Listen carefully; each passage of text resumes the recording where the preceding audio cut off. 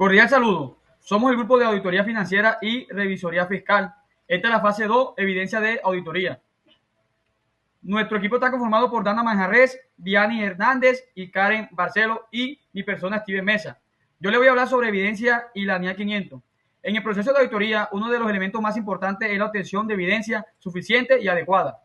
La norma internacional de auditoría NIA 500 establece los principios generales y las responsabilidades del auditor en relación con las evidencias de auditoría. Según esta norma, el auditor debe diseñar y aplicar procedimientos que le permitan obtener información confiable, pertinente y suficiente para fundamentar sus conclusiones. ¿Qué es la evidencia de auditoría? La evidencia de auditoría es toda la información utilizada por el auditor para llegar a las conclusiones en las que se basará su opinión. Procedimiento de auditoría para obtener evidencia según la NIA 500 y su importancia. Los procedimientos son 1. Inspección. 2. Observación. 3. Confirmación externa. 4. Recálculo. 5. Reejecución. 6. Indagación. 7. Procedimientos analíticos. Importancia de la NIA 500. La NIA 500 no solo enumera estos procedimientos, sino que también aclara que la suficiencia, que quiere decir cantidad, y la adecuación, que quiere decir calidad o relevancia, de la evidencia son factores clave para sustentar el juicio profesional del auditor. Además, la norma recuerda que la evidencia obtenida de fuentes externas es en general más confiable que la generada internamente por la entidad. Los dejo con mi compañera. Cordial saludo. Hoy les estaré presentando sobre los tipos de evidencias de la auditoría de la NIA 501, la auditoría del inventario. El auditor deberá obtener evidencia de la auditoría suficiente y apropiada respecto a la existencia y condición del inventario. Encontramos la presencia en el costeo físico y del inventario. Evaluar las instrucciones y procedimientos de la administración para registrar y controlar los resultados del conteo físico del inventario. Observar la realización de los procedimientos del costeo dados por la administración. Inspeccionar el inventario. Realizar pruebas físicas selectivas del reencuentro realizado. Llevar a cabo procedimientos de la auditoría sobre registros finales del inventario. Si el auditor no puede asistir al conteo físico, se debe realizar otros procedimientos o modificar su opinión. El inventario bajo la custodia y control de un tercero. Encontramos también los litigios y las reclamaciones.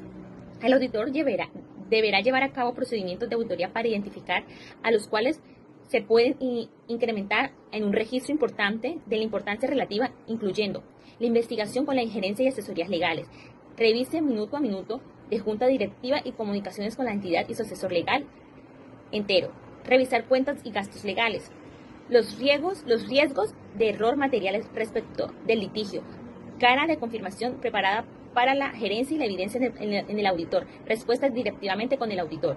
El auditor deberá solicitar presentaciones escritas. También encontramos la presentación de la información financiera. Dependiendo del marco de la información financiera aplicable, la entidad puede estar obligada al auditor, la autorización y revelar información por recibimiento de los estados financieros. Encontramos que el auditor tomará evidencia de la auditoría sobre esa información en su conjunto de los estados financieros. También la responsabilidad del auditor con respecto a la presentación, la revelación de la información por segmentos que se requieren en los estados financieros tomados por su conjunto.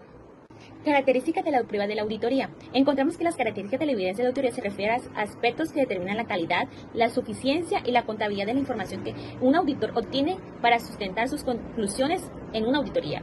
Las principales características son: la primera es suficiencia, la segunda es relevancia, la tercera es fiabilidad, la cuarta es pertinencia, la quinta es oportunidad y la sexta es objetividad. NIA 505, confirmaciones externas. Establece las pautas para que el auditor utilice confirmaciones externas como procedimientos de auditoría. La norma indica que el auditor debe diseñar y aplicar procedimientos para obtener respuestas directas de terceros, como clientes, bancos, proveedores. Esto es con el fin de confirmar la información relacionada con saldos o transacciones. Se debe evaluar la fiabilidad, los riesgos de no respuesta o respuestas falsas y determinar si es necesario aplicar procedimientos alternativos cuando no se obtenga respuesta. NIA 510, encargos iniciales y saldos de apertura. Esta norma internacional de auditoría trata la responsabilidad que tiene el auditor en relación con los saldos de apertura en un encargo inicial de auditoría. Al conducir un trabajo de auditoría inicial, el objetivo del auditor respecto a los saldos iniciales es obtener suficiente evidencia apropiada de auditoría sobre si los saldos iniciales contienen errores significativos que afecten a los estados financieros del ejercicio actual y las políticas contables que se reflejen en los saldos iniciales se han aplicado de una manera consistente en los estados financieros del ejercicio actual.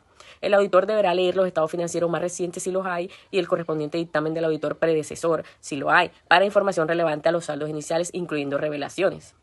NIA 520 procedimientos analíticos. Esta norma internacional de auditoría se enfoca en los procedimientos analíticos que corresponden a técnicas utilizadas por el auditor para analizar relaciones entre datos financieros y no financieros, así como para investigar variaciones, tendencias o cifras inusuales que puedan indicar errores o inconsistencias en los estados financieros. Su objetivo es obtener evidencia de auditoría relevante y confiable cuando use procedimientos analíticos sustantivos.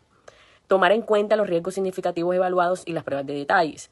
Evaluar la confiabilidad de los datos con los que desarrolla el auditor la expectativa de los montos registrados o coeficientes determinados. También desarrollar una expectativa de los montos registrados o coeficientes determinados y evaluar si la expectativa es suficientemente precisa. Y determinar el monto de cualquier diferencia entre los montos registrados y los esperados, que sea aceptable sin mayor investigación. La NIA 530 trata sobre el muestreo de auditoría. ¿Qué quiere decir esto? Que el auditor no revisa el 100% de la información, sino que toma una parte representativa de la población para sacar conclusiones sobre el total. El objetivo es obtener evidencia suficiente y apropiada, reduciendo el riesgo de auditoría a un nivel aceptable y asegurando que los resultados de la muestra puedan extrapolarse a toda la población.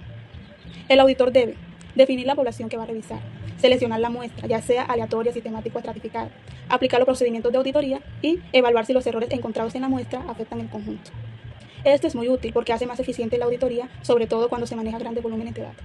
Por ejemplo, si una empresa tiene 10.000 facturas de venta, el auditor no revisa todas, sino que toma una muestra representativa de 200 facturas. Si encuentra errores, los proyecta a un total para ver si son significativos y si pueden afectar la opinión final del auditor. Ahora pasamos a la NIA 540.